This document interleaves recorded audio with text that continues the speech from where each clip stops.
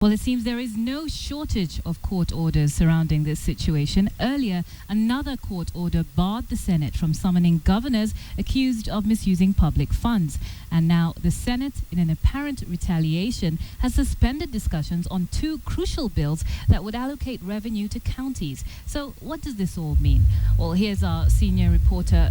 Our senior reporter will come up later with all those details. But right now, let's actually get some first-hand information on this from the chair of the Governor's Council, and that's Isaac Ruto. We'll be speaking to him about today's ongoings. Mr. Ruto, what is your reaction with what the courts have come up with today and the rulings? Would you consider this a victory for the governors? No, I don't think really we would say it's a victory for the governors, but I think it is a clear indications that all of us ought to respect the rule of law, and I want to make it clear that it is indeed apparent and clear now that all the institutions are creatures of the Constitution, and the Constitution is now supreme. It is no longer the institutions themselves. In the previous dispensation, Parliament was supreme. Right now, it is the Constitution that is supreme, considering the multiplicity of institutions that are now at play. So if the Constitution is supreme, as you say, who then should these governors be accountable to? We are accountable to both the institutions that are mentioned.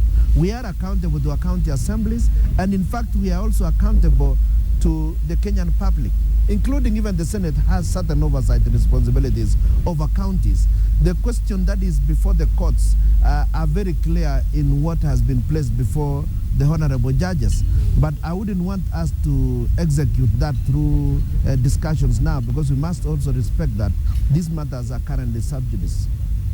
Absolutely. These matters are still being tussled out. But, okay, looks like we've lost Mr. Ruto there. But I can hear you. Okay, great. So what I was going to ask is, why is this such a big deal then? Why can't the governors just come to the Senate and actually say, okay, this is what we are spending, this is what we're doing? Why is it such a big problem? We are saying that it is important to understand the levels of that questioning, because the same variety of laws, including the same constitution under Article 226, clearly indicates that the county governments are accountable to the assemblies.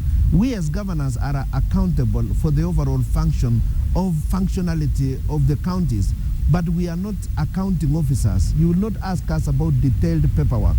But then those are issues that we will have to deliberate before the courts. And I would expect Parliament to actually support the fact that we have gone to court and we are getting all these things clear, because everybody is interpreting it the way he thinks he should. But I think everyone should support the fact that the courts have something to say.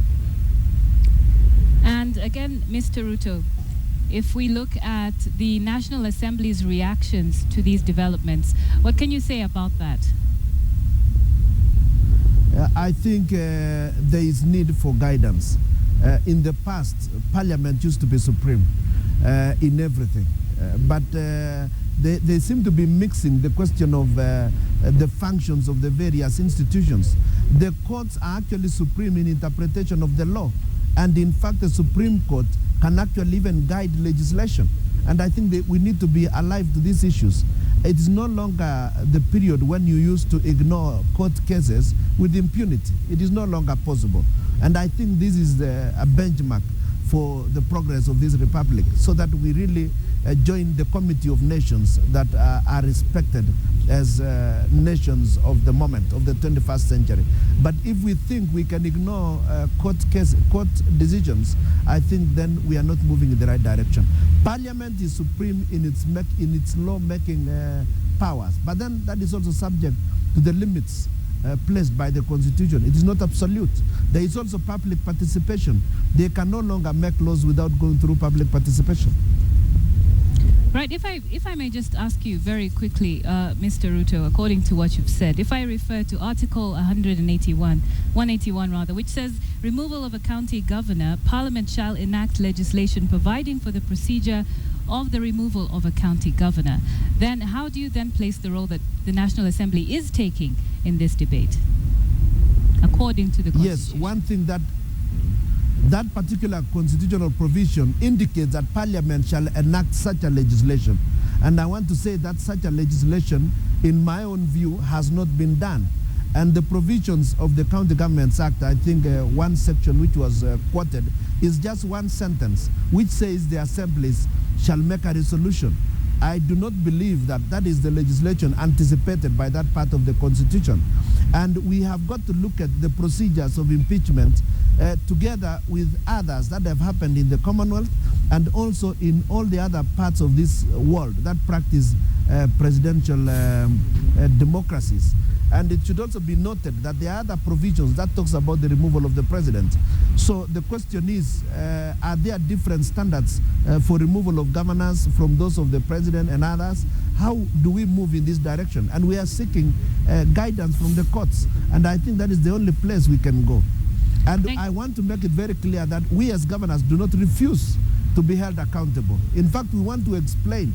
We are currently in the press explaining our issues, and we'd like to be given an opportunity to do just that. Nevertheless, we must obey the law and the Constitution. Right. Thank you, Mr. Ruto, for sharing your thoughts with us this evening.